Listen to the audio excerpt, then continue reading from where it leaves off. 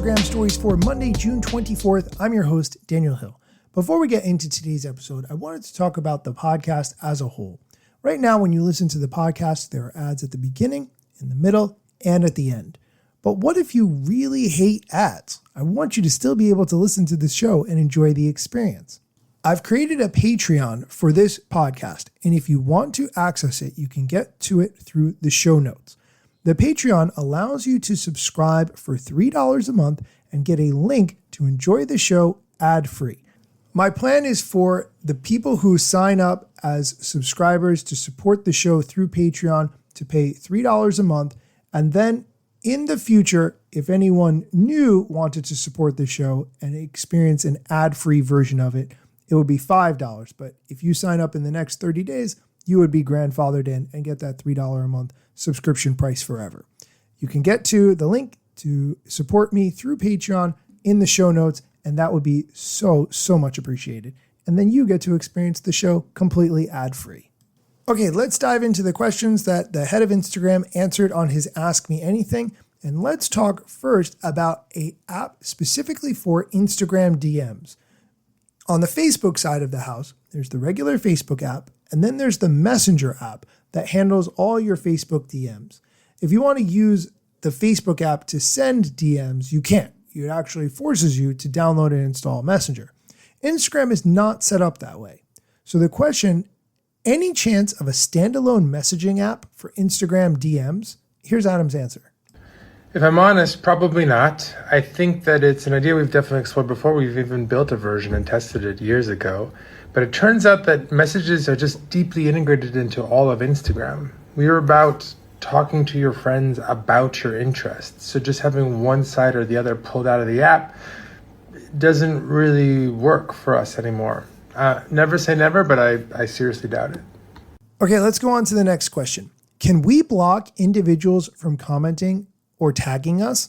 The answer to this is yes. You've heard me talk about the various ways that you can block and restrict people on Instagram, but here's Adam's answer. You can. You've got two options. One is you can block them entirely, which makes it so that it looks to them like you don't even exist on Instagram.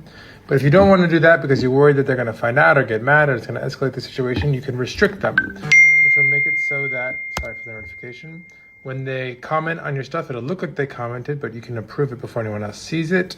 And same thing with tags. I think restrict mode is one of the best things that Instagram has come up with because just like Adam described, it's a great way to prevent the situation from escalating. You can tell that someone blocked you. If you know what their username is and you go to their page and it no longer exists, but you use a different Instagram account or you just use one of the anonymous story or Instagram viewer sites online, then you can still see their page, then you know that you're blocked, right? That's just part of how Instagram fundamentally works. So restrict mode is a great solution for this problem. Okay, let's go on to the next question. Did creators you meet with ask for any specific features? I would imagine that creators are always asking for specific features. Here's Adam's answer. Creators always ask for specific features. They're often around creation tools or editing tools. One I thought was pretty good that I heard about this week traveling around Europe was the ability to rearrange your grid. So you should be able to control your profile and make it look exactly how you want to, which I think is a cool idea that we'll explore. Rearranging the grid is a very good idea. Being able to pin things is what you can do on Instagram currently. You can currently pin up to 3 posts that you want to appear at the top of your profile, and then people will see those at the top. But maybe you want to push down in your profile content that hasn't performed as well, but you still want it there for whatever reason. Being able to shuffle that around, being able to reorder your grid is a great idea and something I would really like to see Instagram implement. Let's go on to the next question. How long after I post should I check my insights? Here's Adam's answer.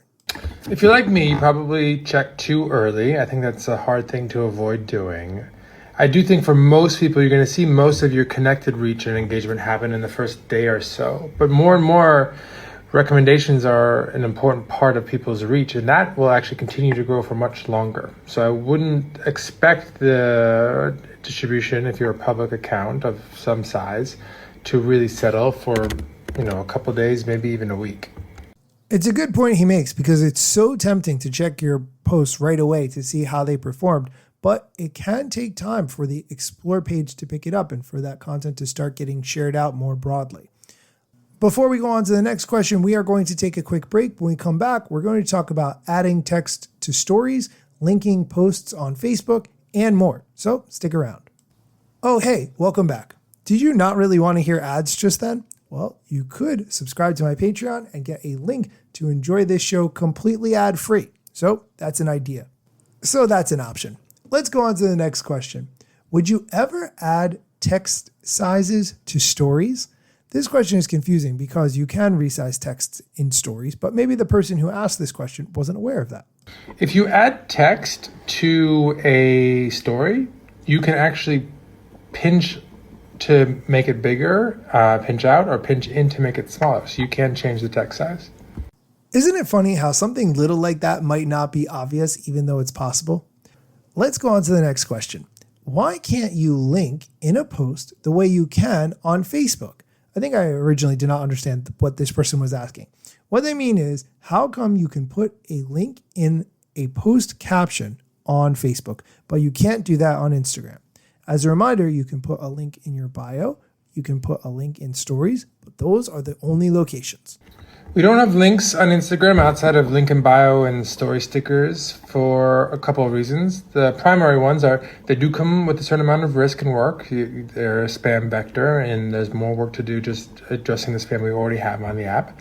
But two, and probably more important, is they would change the tenor of the content. They would become less about visual creativity and more about publishers and news, and I don't think that's really what we're about. We're more interested in being a place for people to share creativity and connect over that creativity. For sharing ideas and things like news, we think Threads is a better fit, and so we're focused on that app for that use case. Okay, and the last question we're going to do today, how come there is not the ability to edit the length of any video you upload to a story before posting it? I want to say this is an absolutely key thing that Instagram should have implemented a long time ago. If you have a 60-second video and you want to upload it to stories, but the critical part is only 15 seconds, there is no way to do that within Instagram stories. Reels, no problem. Instagram stories, not so much. Here's Adam's answer. That's another good idea. This one, you should be able to not only limit the length or pick the length, but pick what part of the reel you want to actually share into stories, like you can do in other creation flows. I'll talk to the team. That could be me. I could be on that team. Instagram hasn't hit me up yet for a job, but that's another conversation for another time. As always, thank you so much for listening to the show. If you would like to support by subscribing to my Patreon and experiencing the show ad-free, look for a link in the show notes, and be sure to come back next time for more Instagram news, TikTok news, social media strategy, all the important things. You can find them here on the Instagram stories. Let's have the rap song. Let me tell you a couple things that you should know about me. A product manager, but do not have a bachelor's degree. But actually, that's factually a fraction of me. Another fraction's posting content irregular and irrationally. Still probably won't get a job at the Gram.